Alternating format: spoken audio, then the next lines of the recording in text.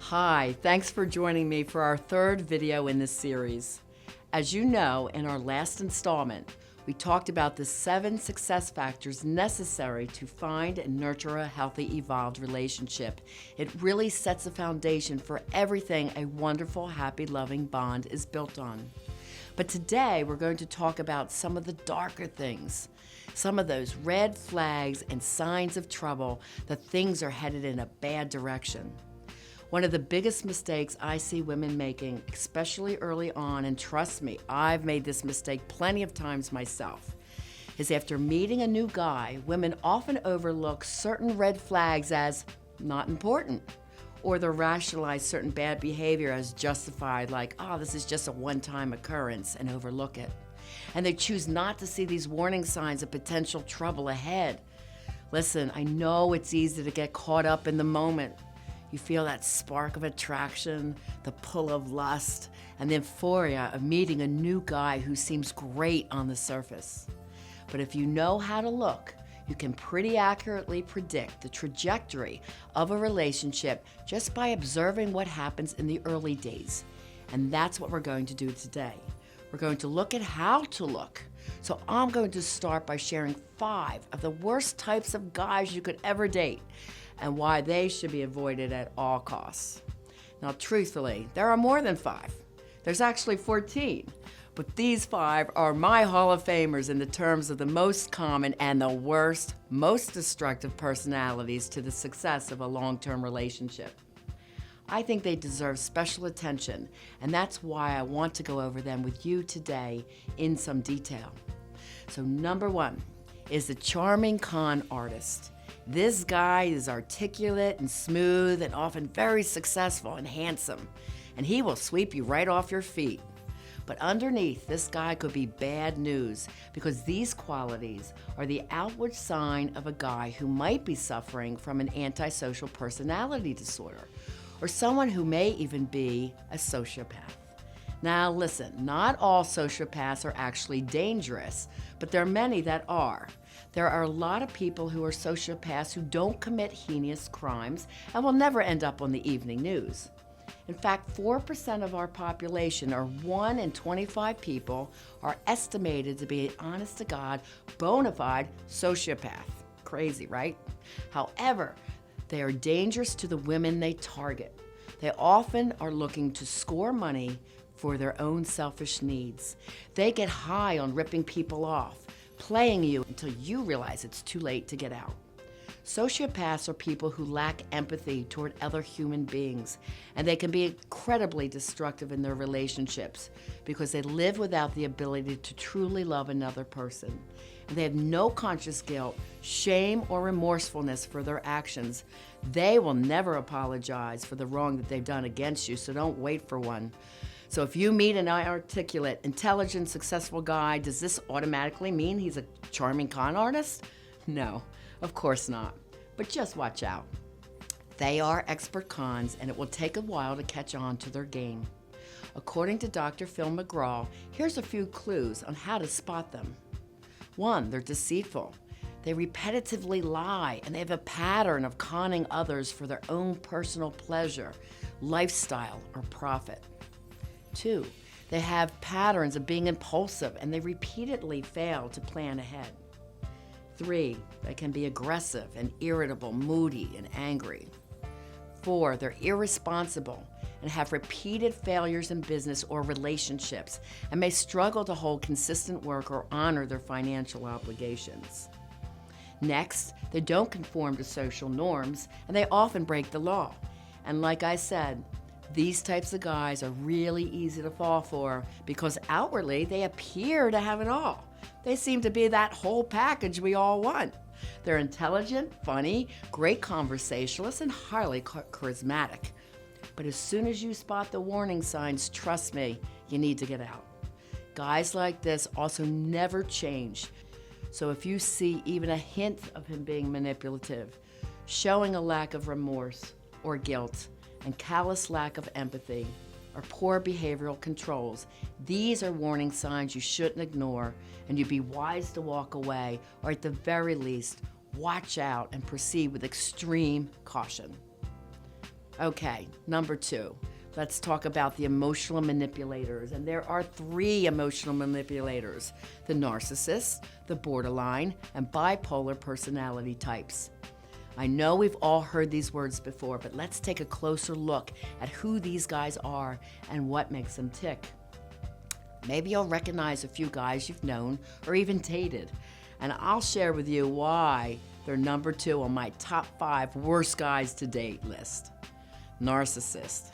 We all know at least one guy like this, right? A guy with that grandiose sense of self-importance, a healthy dose of arrogance, with a big scoop of attention-seeking behavior. They want the praise and accolades of people to fall all over them, and especially you, even if they don't have the achievements in life to warrant this excessive level of admiration. And according to Dr. Ross Rosenberg, as many as 16% of the population may have narcissistic personality disorder. But get this, 75% of the people who are diagnosed are men. And it doesn't matter if the guy is rich or poor, black or white, where he comes from, nothing like that, because narcissists come in all colors, creeds, and socioeconomic flavors. They are everywhere. And the reason you need to be so careful with these guys is they're generally bad in relationships because they're never truly able to love another person, not even themselves, because deep down they're conceited, selfish, proud, and aloof, and they are extremely sensitive to criticism. Seriously, if you've ever known a narcissist, you know exactly what I mean. They live for themselves. Your wants, needs, and desires will always take a back seat to theirs, which may lead you to feel like the subordinate partner in the relationship. The next of the emotional manipulators to watch out for is the borderline personality disorder. We've all heard this term, but what exactly does it mean? And why is it so toxic to relationships? Well, those with borderline personality disorder have a persistent pattern of unstable relationships with up and down cycles with respect to the love of their partner and their self-image. This may include severe impulsivity with regarding to sex, spending money, binge eating, drug use, and even reckless driving. These guys are intensely moody and angry, and they go out of their way to avoid abandonment, whether it's real or imagined abandonment. This particular disorder afflicts as many as 6% of the population.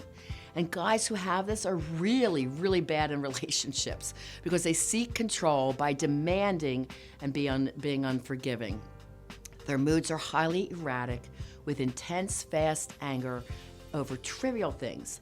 And they try to punish you if they perceived you hurt or abandoned them in any way, even if it's imagined or misinterpreted.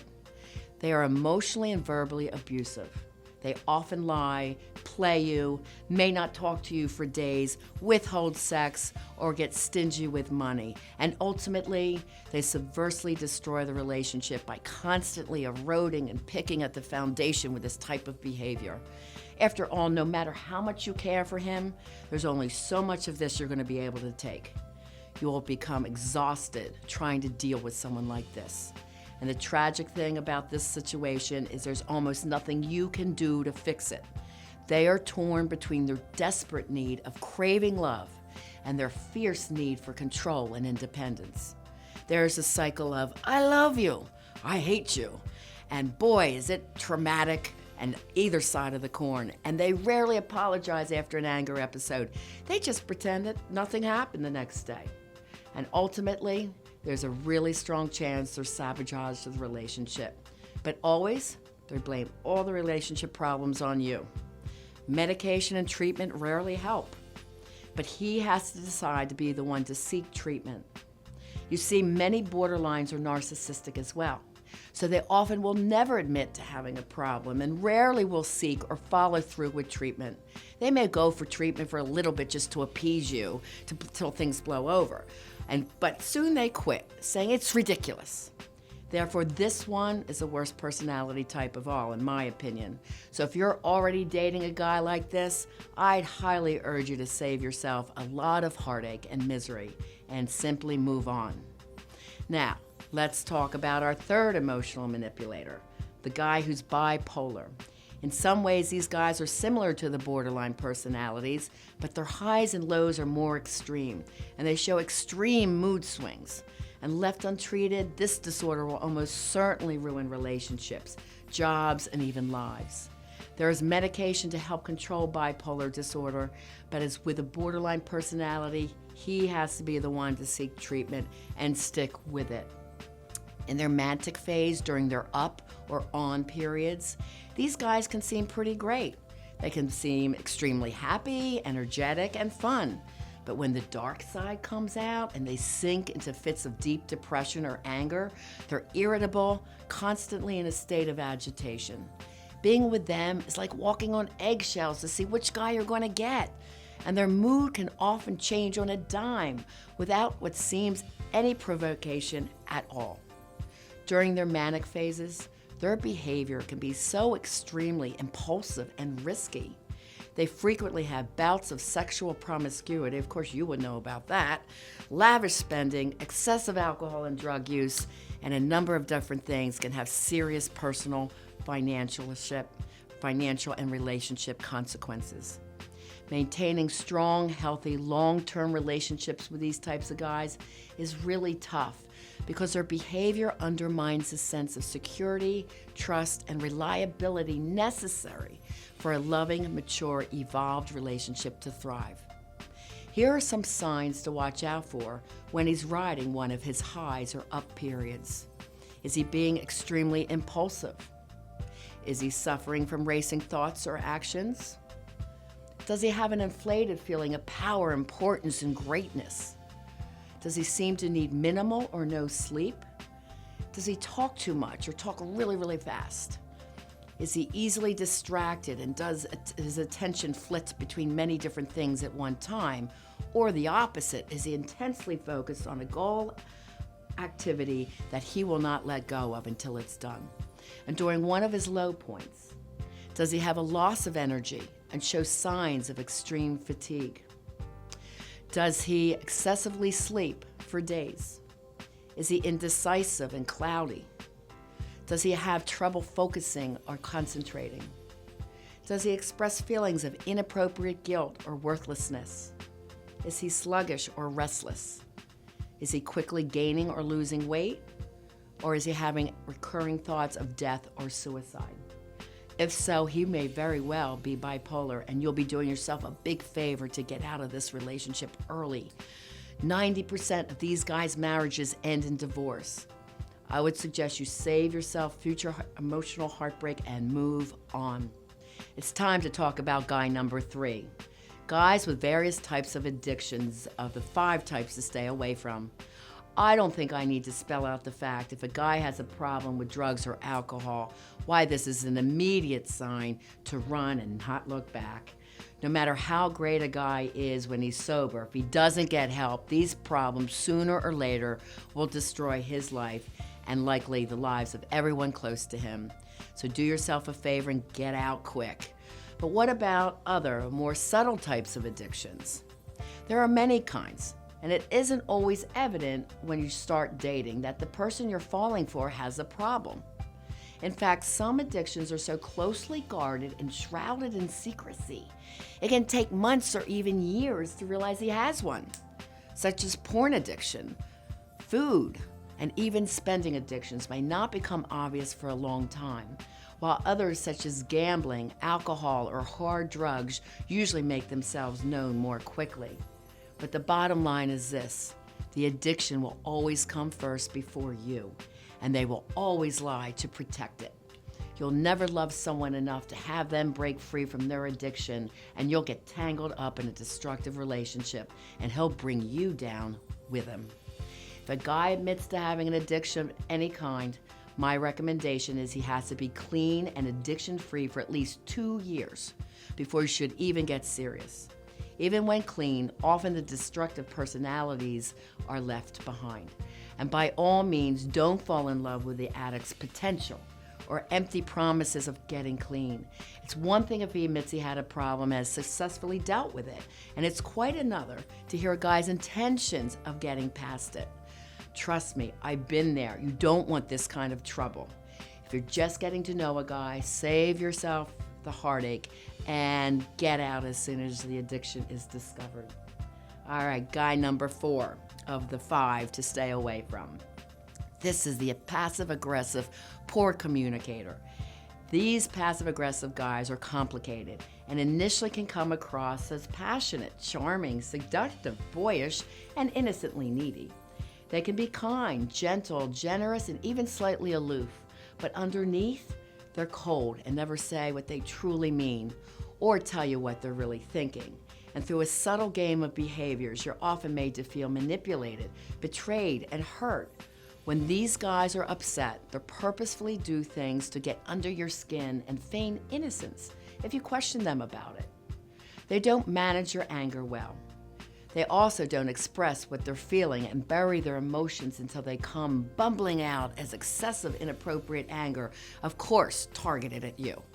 So here are a few signs that your seemingly great guy may be just a passive-aggressive, poor communicator. First, they procrastinate on a job they promised to complete, which drives you crazy, and they do that on purpose. They are late or make you late for an event that's very important to you. They deny, avoid, or lie to you so you won't get upset. They also hold back in expressing their emotions. They negate your legitimate complaints about their behavior and turn the tables to make themselves look like the person who's been wronged. They do things to purposely frustrate you. They can never forgive or forget. They constantly use words against you and use your past mistakes as ammunition in every argument. They'll say something cruel to put you down or raise themselves up, then gloss over it by saying, I'm just kidding. Again, if you're in a new relationship with a guy who's exhibiting these types of passive-aggressive behaviors, I'd highly suggest moving on. There are plenty of great guys out there without these hang-ups. But if you are in a relationship with a guy like this, all is not lost. With coaching, both individual and as a couple, this condition can be managed and changed. And you may even learn how you might be contributing to it by enabling or accepting this behavior. But that's a lot of work, and I'd only suggest this for couples interested in saving their long-term relationships. All right, we're up to guy number 5, the jealous and controlling, paranoid. Oh my goodness, flat out, jealousy ruins relationships, and it is rooted in a lack of self-esteem. Insecure guys will often imagine worst-case scenarios or compare themselves unfavorably to their supposed rival. They experience overwhelming anxiety after misinterpreting an innocent event, making them believe that their partner might leave them for someone else. Eventually, they'll drive you away by acting controlling, evasive, needing, and demanding. They create the scenario they most feared, that of losing their partner. Here are a few signs that your new guy may be the jealous, controlling, paranoid type. First, he doesn't call when he says he will, but he expects you to pick up all his calls and respond immediately to his texts. He's secretive with the phone, computer, and his time. Either he's purposely trying to make you jealous, or he himself is engaging in deceitful behavior, and that is often common. He makes eyes at women when you're out together, especially when you're talking to him, making you feel less than important. He remarks on another woman's beauty to you, or compares your breast size, your height, your weight, your outfit, your hair color, your makeup to another woman's, suggesting you try it too. That's an emotionally abusive way to put you down. He will compete with everything you do or say, needing to feel that he won or is better than you and your accomplishments. He often insists during conversations that you're wrong and he's right, or he minimizes your opinions, suggestions, or achievements. He must have the last word, will talk over you, negate what you say, or just plain not listen. He'll be sarcastic, blaming, and unforgiving, and will do anything to make you look bad or insignificant. His self-esteem is so low, and the only way he can feel powerful is to make you feel or look inferior. And what good is that? He will try to convince you that he's jealous because he loves you so much. Men who have healthy self-esteem don't play the jealousy game. They will give you the love and attention you deserve without hurting you in the process. Jealousy is selfish and used by toxic men who know that they don't deserve you. Again, my advice is if you just met a guy who's exhibiting these signs of jealous behavior, cut your losses and get out quick. He's just going to tangle you up in his drama and self-esteem issues that you don't want this aggravation and you don't need it. So there they are, my top 5 guys to avoid like the plague. Listen, I know everybody has their own issues and hang-ups. As women, we certainly have ours too. And I don't want you to think I'm coming across as harsh or insensitive to the needs of these guys who have real mental health issues that they need to deal with. But my aim is to help you avoid situations that are most likely going to put you through pain and misery, or you may have already experienced. I can tell you from experience, there are a ton of great guys out there who are loving, intelligent, talented, and passionate, and they're real gems who are just waiting to meet a woman like you. And I want to help you find him, that guy.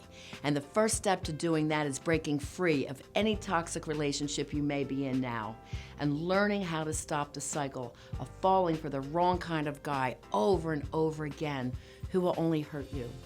So if you need to, watch us again, or possibly even a third time, and I'll see you very soon for our last video, where I will talk to you about putting everything you've learned into action. Until then, as always, I wish you to have the love you deserve.